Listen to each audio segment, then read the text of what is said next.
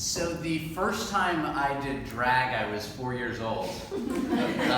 My sister dressed me up in a Gadsden High School cheerleading outfit. It was maroon, kind of similar to my pants, maroon and gold. And the Gadsden High School Panthers, my father was a teacher there.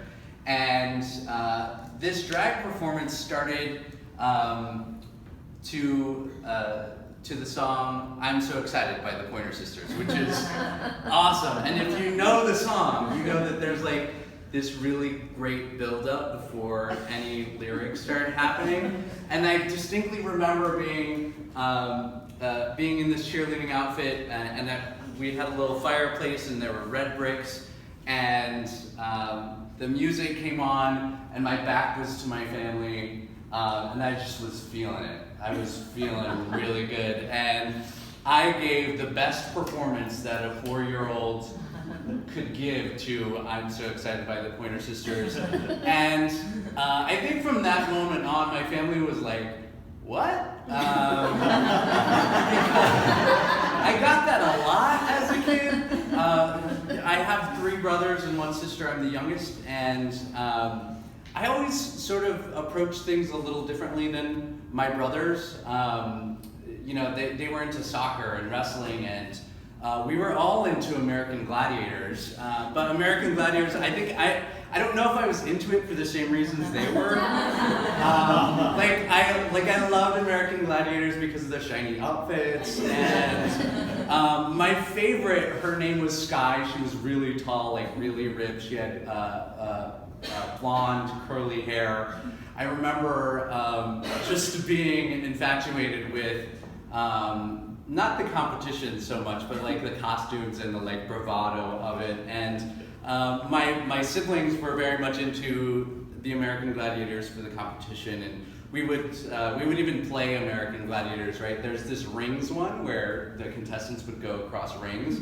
But we obviously didn't have a series of rings in our living room, but we would put couch cushions on the floor, and you had to like jump from one end to the other, and my brother Gabe was always the gladiator, even though he wasn't as fabulous. And so I never made it to the end, because I was the youngest, but we always sort of perceive things a little differently. And what's interesting is, as a kid, you don't think that you perceive things differently than others. You think everyone thinks in a very similar way. And when people start pointing that out to you, you start to question yourself. You start to question and say, boy, is something wrong with me? And as I went through high school and college and grew up having these siblings, I started suppressing that idea. I was suppressing the things that made me sort of interested and excited about life. And I started suppressing that because I didn't want to be different.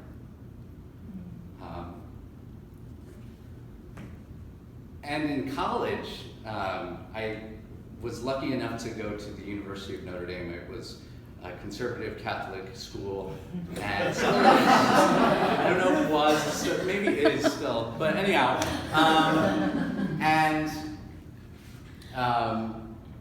I went there partially because I felt like it would put me in a position to continue to sort of suppress some of those things, to allow me to sort of blend into a culture that I felt I should be in, but was not.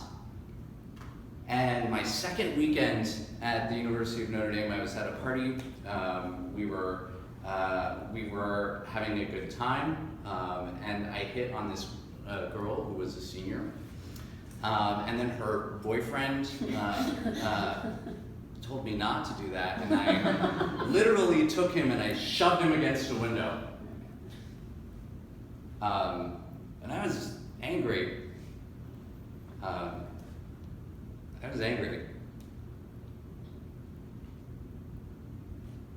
So, in the Great Gay Agenda, which you should read, What they don't tell you about the coming out process and and what happens once you have the courage to own who you are.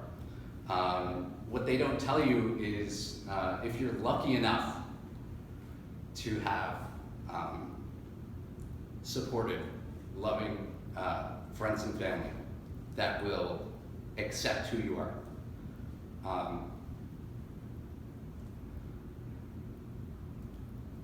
They don't tell you that there's grief. Yeah.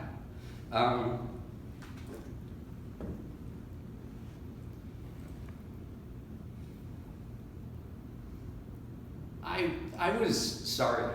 I was sorry that I suppressed a lot of who I was. And I don't apologize for it, but again, if you have that lucky experience of having people accept you, what you start to do is then grieve a little bit.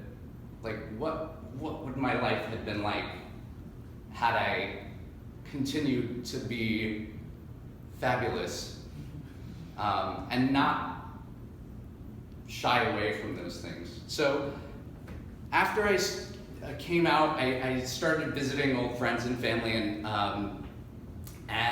after college, I went to New Orleans to visit a good friend of mine who I went to college with. We studied in London together, she was living in New Orleans as a Catholic missionary person, and I had never been. So I call this my apology tour. On my apology tour, I visited Karen in New Orleans, and we started our day in the French Quarter getting a Bloody Mary from a pirate in an alley next to a church. Okay, if you go to New Orleans, the best way to start your day is by getting a Bloody Mary from a pirate in an alley next to a church. True story. So we had Bloody Marys, and it dawned on me that I was like, I want to bring something back. I want to have a really awesome memento from New Orleans. So we made a plan, and that plan was to find the shiniest shop in all of New Orleans, and I was going to purchase something there. I didn't know what, but I was going to purchase something.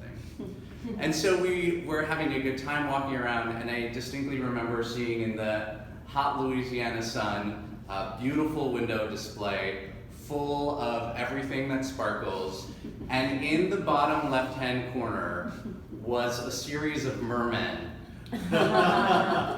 They were awesome. They had glittery tails. They were all topless, because if you're a merman, you should be topless. But they were dressed as different characters. Like there was a construction guy named Jackhammer. There was a guy holding a martini with a little sparkly bow tie. That's Mr. Martini. There was a fireman with a hose who's named Blaze. So I saw these things, and I feel like my expression matched the window display. I was beaming, right? And I went in and I purchased not one, not two, but a dozen merman ornaments. And Karen and I were having a really good time, and we were laughing about the idea that I was going to somehow have to pack 12 merman ornaments into my suitcase. And we were laughing, and I distinctly remember the experience of purchasing those with the shop owner and sort of laughing about the absurdity of owning a series of merman ornaments. But I think what I ended up laughing at was the absurdity of hiding who I was. And the merman is now a symbol for me that, girl, it's okay to be fabulous. And I even wore a fabulous shirt to honor